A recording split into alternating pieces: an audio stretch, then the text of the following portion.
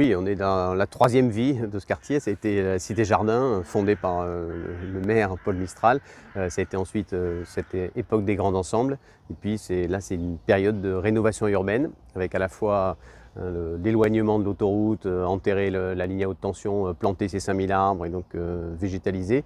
Et puis un énorme travail sur le quartier lui-même, là, avec notamment cette forêt urbaine sur la prairie, et qui va être un usage fort. Et puis de l'ouverture, la jonction avec le quartier des Eaux Claires et le quartier du Lys Rouge, qui se fait notamment à travers la place des Mosaïques, hein, que nous avons nommée au conseil municipal de fin mars. L'objectif, c'est quoi? C'est de faire ville ensemble, hein, donc que les quartiers soient poreux, qu'on puisse passer d'un quartier à un autre. C'est d'améliorer la condition de vie des habitantes et des habitants pour la partie qui nous concerne. Il y a des dimensions économiques, évidemment, qui pèsent sur le vécu au quotidien.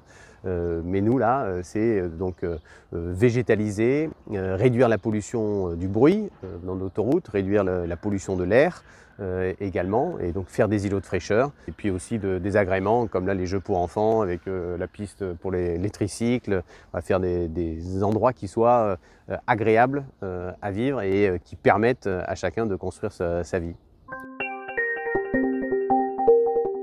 Sur toute la partie d'espace public et de logement, et ben, ça va être la ville de Grenoble, la métropole de Grenoble et l'ANRU, l'Agence nationale de rénovation urbaine, hein, donc, et puis surtout les bailleurs sociaux hein, qui financent fortement, notamment Actis ici.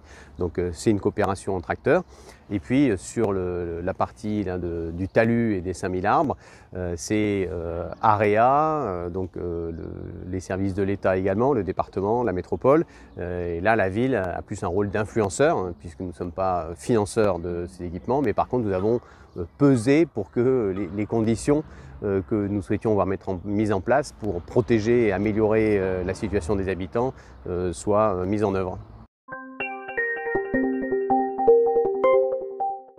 Je pense qu'en posant les enjeux au départ, de façon très marquée, très volontariste, il y a un fil dans lequel petit à petit tout le monde se met, parce que les enjeux environnementaux ils sont de plus en plus pris en compte.